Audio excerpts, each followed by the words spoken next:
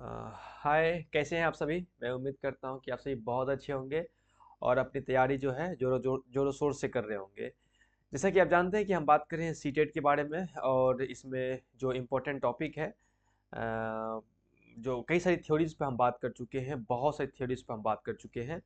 और चलिए आज हम जो हम थ्योरी जो आपको बता रहे हैं, जिस थ्योरी पे हम लोग बात कर रहे हैं, वो कॉग्निटिव डेवलपमेंट की थ्योरी है जो जीन पियाजे की है। इस थ्योरी में हमने बात किया था कि पियाजे बात करता है कि किस तरह से एक इंसान जो है वो अपने नॉलेज को कंस्ट्रक्ट करता है। नॉलेज को कंस्ट्रक्ट करने का क्या तरीका है इंसान के अंदर, किस तरह से वो नॉलेज को कंस्ट्रक्ट करता है, इसके बारे में हमने बात किया था। और हमने उस कंस्ट्रक्शन कंस्ट्रक्शन जो है, नॉलेज का निर्माण करना है, उसके तीन कंसेप्ट के बारे में बात किया था कि क्या, सॉरी तीन नहीं, चार चार कंसेप्ट के बारे में बात किया था कि किस तरह से पियाजे कहता है कि इंसान एक नॉलेज को कंस्ट्रक्ट कर सकता है। उसमें हमने बात किया था स्कीमा का, एडेप्टेशन का, ऑर्गेनाइजेशन का और इक्विलिब्रेशन का। आपने वीडियो देखा होगा और आप इस बात को अच्छे से समझ रहे होंगे। आज जो है हम बात करेंगे, जो आज टॉपिक है उस पे हम बात करेंगे कि पियाजे का जो 4 स्टेज ऑफ कॉग्निटिव डेवलपमेंट था, उस पे हम बात करेंगे कि पियाजे ने कहा था कि इंसान तो अपने नॉलेज को कंस्ट्रक्ट करता है स्कीमा, एडॉप्टेशन, ऑर्गेनाइजेशन और इक्विलिब्रेशन के माध्यम से, लेकिन इंसान जो है वो स्टेज वाइज सीखता है। एक आदमी, एक व्यक्ति, एक बच्चा, वो स्टेजेस में सीखता है, स्टेजेस में। उसका जो कॉग्निटिव डेवलपमेंट जो होती है वो स्टेज में होती है, स्टेज वाइज उसका कॉग्निटिव डेवलपमेंट होता है। अब वो 4 तरह के स्टेज की बात किया उसने, पियाजे ने अपने थ्योरी में। और ये बहुत इंपॉर्टेंट टॉपिक है। ऐसा ऐसा एग्जाम में हो ही नहीं सकता है कि यहाँ से क्वेश्चन ना पूछे, तो आप इस बात को ध्यान में रखिएगा। आइए हम बात करते हैं कि वो क्या स्टेज, वो 4 स्टेज क्या है। तो आइए हम देखते हैं उस पर कि Jean Piaget's theory of cognitive development outlines 4 stage that childrens go through as grow. यानी वो कहता है कि बच्चा जैसे बढ़ता है, ग्रो होता है, वो 4 स्टेज, कॉग्निटिव डेवलपमेंट के 4 स्टेज से होकर के गुजरता है। और इसमें जो वो जो बातें उसने कही, वो कहा इसने कि ये स्टेजेस जो है वो सेक्वेंशियल है, क्रमिक है। यानी एक के बाद दूसरा स्टेज आएगा, दूसरे के बाद तीसरा आएगा और तीसरा के बाद चौथा आएगा। और इनवेरेंट है, यानी कि अपरिवर्तनीय है, ये परिवर्तन नहीं हो सकता है। नहीं, आप स्टेज एक से दूसरे स्टेज में पहुंच गए तो दूसरे से फिर तीसरे में, एक पहले में नहीं आ सकते हैं। और साथ ही साथ यूनिवर्सल है, यानी कि सार्वभौमिक है। दुनिया में जो भी इंसान है वो सब इसी माध्यम से अपना कॉग्निटिव डेवलपमेंट करता है, सार्वभौमिक है, यूनिवर्सल है। और etch stage build upon the previous one, और हर स्टेज जो है वो दूसरे स्टेज पे बना हुआ है। यानी एक स्टेज है, उसके बाद सेकेंड है, उसके बाद थर्ड है, उसके बाद फोर्थ है। तो इस तरह से उसने बात किया। तो उसमें जो पहला स्टेज है उसे कहते हैं सेंसरी मोटर स्टेज। सेंसरी, पहला स्टेज का नाम है सेंसरी मोटर स्टेज, यानी कि इंद्रगामक अवस्था। ये जो अवस्था है ये 0 से लेकर के 2 साल के बीच की अवस्था, यानी बच्चा जब 0 से लेकर के 2 साल के बीच होता है तो वो एक स्टेज है, उस स्टेज का नाम रखा गया है सेंसरी मोटर स्टेज। ठीक है ना। और इसको इन्फेंसी भी आप कह सकते हैं, आप इसको इन्फेंसी भी कह सकते हैं। ठीक है ना, इन्फेंसी, क्योंकि इन्फेंसी का जो वक्त है वो 0 से लेकर के 2 साल की उम्र का वक्त है।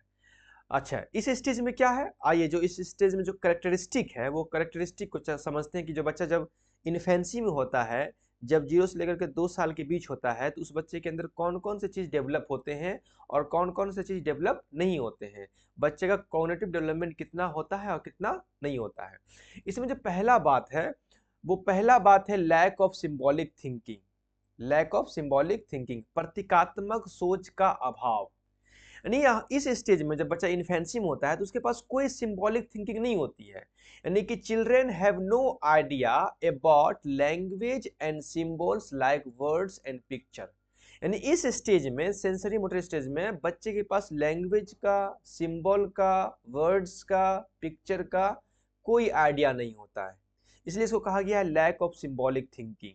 सिंबॉलिक थिंकिंग की कमी होती है बच्चे के अंदर, पहली बात। दूसरी बात जो है, बच्चा लर्न थ्रो सेंसेस और मोटर एक्टिविटीज, बड़ा इंपॉर्टेंट बात है। यहां कहा गया है कि बच्चे जो है वो इंद्रियों और मोटर गतिविधियों के माध्यम से सीखता है। जब बच्चा इन्फेंसी में होता है, 0 से लेकर के 2 साल के बीच में होता है, तो बच्चा जो है वो सेंस के माध्यम से सीखता है और मोटर एक्टिविटीज के माध्यम से सीखता है। मोटर एक्टिविटीज के बारे में हमने बात कर चुके हैं। हम जब हम ग्रोथ के बारे में बात कर रहे थे तो हमने वहाँ मोटर एक्टिविटीज के बारे में बात किया था। हमने वहाँ fine motor skills, gross motor skills के बारे में हमने बात किया था। और सेंसेस के बारे में बच्चे सेंस से सीखते हैं। इसका मतलब क्या है कि इन दिस स्टेज, इस स्टेज में सेंसेस आर टीचर। जो सेंस होता है वो टीचर होता है। इंद्रियां जो होती है बच्चे के अंदर वो उसके टीचर होते हैं, बच्चा उसी से सीखता है। अब इंद्रियां से मतलब क्या है, जैसे कि बेबीज लर्न थ्रू सेंसेस, बच्चा सेंस से सीखता है। जैसे कि सीइंग, सीइंग बच्चा देखना। कितने सेंस है हमारे पास? 5 सेंस है। एक है आई, दूसरा है एयर, और तीसरा है टंग, और उसके बाद है नोज है, और उसके बाद है स्किन। ये स्किन, ये 5 सेंस है हमारे। 1 2 3 4 और 5। ये 5 सेंस है और बच्चा इसी सेंस से सीखता है। इसे ही कहा, इसलिए इसको कहा, इसीलिए इस स्टेज को कहा गया है कि, इसीलिए कहा गया कि सेंसेस आर टीचर। जो बच्चे के ये सेंस जो होते हैं, ये सेंस यही बच्चे का टीचर होता है। ये बच्चा इसी के माध्यम से सीखता है। ठीक है ना। आगे बढ़ते हैं। और प्लस मोटर एक्टिविटीज सीखता है, यानी कि ग्रॉस मोटर स्किल्स और फाइन मोटर स्किल्स के बच्चे सीखता है, जो मैंने पहले बात कर चुका हूँ वीडियो में। अगर आपने देखा होगा ग्रोथ में तो आपको ये बात समझ में आ गई होगी। आगे और कैरेक्टरिस्टिक की बात करते हैं। बहुत इंपॉर्टेंट है, बहुत इंपॉर्टेंट है। एग्जाम में ऐसा एग्जाम है ही नहीं जहाँ ये क्वेश्चन पूछा नहीं गया है। जैसे कि ऑब्जेक्ट परमानेंस, बच्चे के अंदर ऑब्जेक्ट परमानेंस की कैरेक्टरिस्टिक डेवलप हो जाती है इस स्टेज के अंत तक।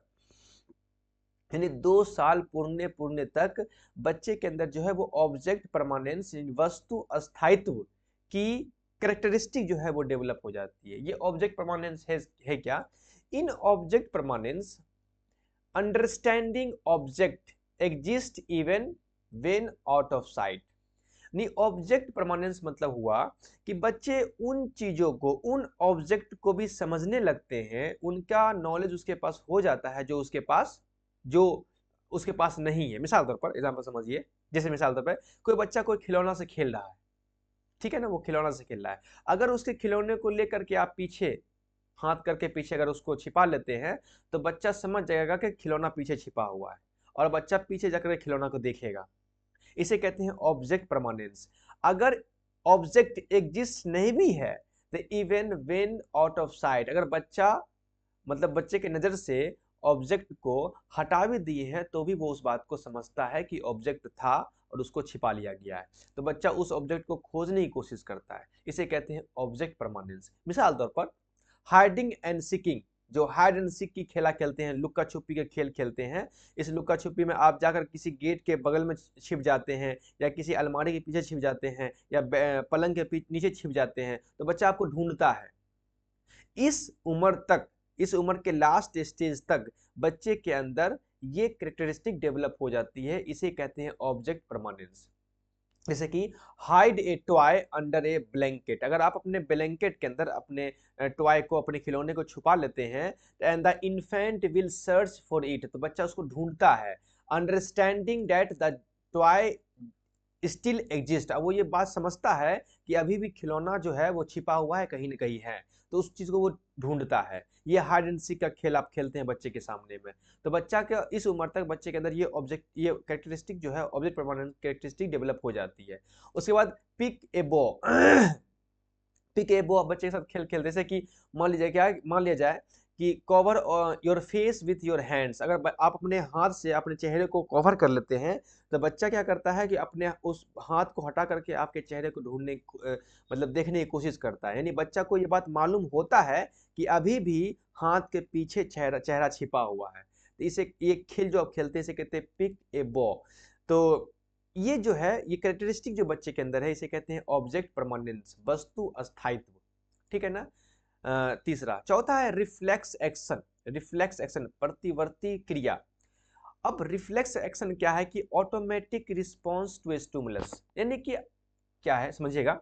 रिफ्लेक्स एक्शन मतलब चीजों को, हाथों को खींचना। मिसाल तौर पर अगर बच्चा कोई गर्म चीजों को पकड़ता है तो उसको जो गर्म का एहसास होता है तो वो तुरंत अपने हाथ को बैक करता है। इसे कहते हैं रिफ्लेक्स एक्शन। तो इस उम्र में बच्चे के अंदर ये रिफ्लेक्स एक्शन जो है वो डेवलप हो जाता है, होता है, कैरेक्टरिस्टिक ये बच्चे के अंदर आ जाती है। जैसे कि मिसाल तौर पर अगर बच्चे का हाथ ऐसा है, अगर उस पर आप उंगली रखेंगे तो बच्चे का उंगली तो वो अपने हाथों को ऐसे करके कवर कर लेगा, आपकी उंगली पकड़ लेगा। इसे कहते हैं रिफ्लेक्स एक्शन। तो ये भी बच्चे के अंदर डेवलप हो जाती है। आगे है गोल ओरिएंटेड एक्शन।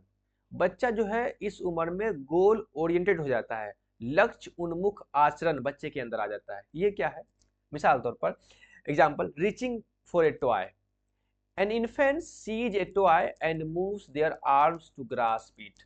ये जो गोल ओरिएंटेड एक्शन है, गोल ओरिएंटेड एक्शन मतलब बच्चा जो है लक्ष्य के प्रति जो है वो काफी उन्मुख होता है, काफी के सेंटर्ड होता है। मिसाल तौर पर अगर बच्चा को सामने कोई सामान रखा हुआ है, कोई खिलौना रखा हुआ है और बच्चे को वो खिलौना लेना है, तो आप देखिएगा बच्चे को कि अगर खिलौना बच्चे को दिख गया तो वो चलते चलते चलते चलते चलते जाकर खिलौना ले लेगा। आप कितनों भी उसको मना कीजिएगा लेकिन वो रुकेगा नहीं, वो जाकर खिलौना ले लेगा।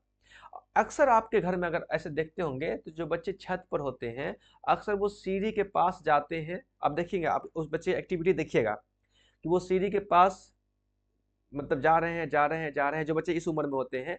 और आप चाहे कितनों भी चिल्लाएं लेकिन बच्चे रुकेंगे नहीं, और सीढ़ी के किनारे में जा करके, छत किनारे में जा करके अब बच्चा सीढ़ी से नीचे गिर जाते हैं। अक्सर बच्चे के अंदर ये भावना, जो बच्चे सीढ़ी से गिरते हैं घरों में, वो इसलिए है कि क्योंकि उसके अंदर जो है गोल ओरिएंटेड एक्शन जो है उस वक्त तक बच्चे के अंदर डेवलप हो जाता है। बच्चे को ये मालूम नहीं चलता है कि हम गिर जाएंगे, नहीं, वो चलते चलते सीढ़ियों तक पहुंच जाता है। आप चाहे जितना भी आवाज दें लेकिन वो सीढ़ी तक पहुंच जाता है। इसे कहते हैं गोल ओरिएंटेड एक्शन। और इमिटेशन, नकल करना इमिटेशन, नकल करना। बच्चे के अंदर इस उम्र में नकल करने की प्रवृत्ति बहुत ज्यादा होती है, डेवलप हो जाती है। नकल करने की प्रवृत्ति डेवलप हो जाती है। Develop imitative behaviour. बच्चे के अंदर जो है इमिटेटिव बिहेवियर डेवलप हो जाता है, नकल करने का जो बिहेवियर है, आचरण है, वो डेवलप हो जाता है। Like replicate action and sound. बच्चे जो है एक्शन और साउंड को रिप्लिकेट करना शुरू कर देते हैं, नकल उतारना शुरू कर देते हैं। एग्जाम्पल तौर पर, मिसाल तौर पर, अगर आपके बच्चे गोद में हैं तो अगर आप स्माइल कर रहे हैं, कोई बच्चे को गोद में लेकर के स्माइल कर रहे हैं, तो an infant smiles when seeing a smile face, तो बच्चा आपको देखकर भी स्माइल करने लगेगा, है ना। अगर मान लिया जाए कि टंग प्रोट्रूशन, जीभ का बाहर निकालना, अगर बच्चे को गोदी में लग करके अगर टंग को बाहर निकाल रहे हैं प्रोट्यूड कर रहे हैं टंग को निकाल करके, तो बच्चा ये बात देख करके वो भी अपनी जबान को बाहर निकालता है। तो ये जो है नकल करने की प्रवृत्ति बच्चे के अंदर इस उम्र में डेवलप हो जाती है। और उसके बाद है 7 पॉइंट है नो कंसेप्ट ऑफ टाइम। बच्चे के अंदर इस उम्र में टाइम का कोई कंसेप्ट नहीं होता है। बच्चा ना तो पास्ट को समझता है, ना प्रेजेंट को समझता है, और ना ही फ्यूचर को समझता है। तो ये चंद 6-7 करेक्टरिस्टिक जो है वो सेंसरी मोटर स्टेज की करेक्टरिस्टिक है। क्या है? पहला करेक्टरिस्टिक है सेंसरी मोटर स्टेज की, जो मैंने आपके सामने में रखा वो है कि बच्चे के अंदर जो है लैक ऑफ सिंबॉलिक थिंकिंग होता है। बच्चे के अंदर चिन्ह को लेकर के, लैंग्वेज को लेकर के, वर्ड्स को लेकर के, पिक्चर को लेकर के कोई नॉलेज नहीं होता है। प्लस बच्चे जो है इस उम्र में सेंस सीखते हैं, अपने इंद्रियों से सीखते हैं, इसीलिए इंद्रियों को मास्टर कहा गया है इस उम्र में। उसके बाद है बच्चे के अंदर ऑब्जेक्ट परमानेंस, वस्तु अस्थायित्व की प्रवृत्ति डेवलप हो जाती है। उसके बाद रिफ्लेक्स एक्शन। बच्चे के अंदर इस उम्र में रिफ्लेक्स एक्शन, प्रतिवर्ती क्रिया बच्चे को अंदर बच्चे को अंदर देखने को मिलता है। अब पांचवा है कि गोल ओरिएंटेड एक्शन। बच्चे के अंदर जो है गोल ओरिएंटेड एक्शन होता है, लक्ष्य उन्मुख आचरण बच्चे के अंदर डेवलप होता है इस उम्र में। यानी बच्चे किसी चीज को देख लिया तो वो उस लक्ष्य की तरफ आगे बढ़ने की कोशिश करेगा, उसको पकड़ने की कोशिश करेगा, उसको लेने की कोशिश करेगा।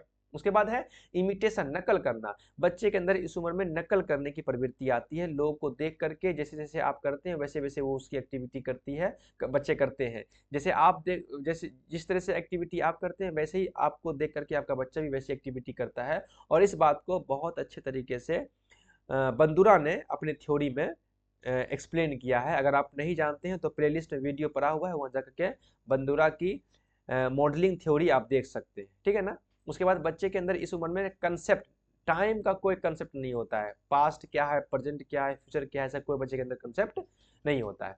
तो ये था पहला स्टेज जिसे कहते हैं sensory motor stage. Next video में हम नेक्स्ट स्टेज की बात करेंगे, क्योंकि आप वीडियो आराम से देखें, टॉपिक को आप हो सके तो नोट डाउन करें और बात को समझने की कोशिश करें और याद करें, ठीक है ना। तो नेक्स्ट स्टेज में नेक्स्ट वीडियो में नेक्स्ट स्टेज की बात करेंगे, जो है प्री ऑपरेशनल स्टेज। तब तक के लिए इतना को समझें, फिर मिलते हैं नेक्स्ट वीडियो में, तब तक के लिए ओके बाय।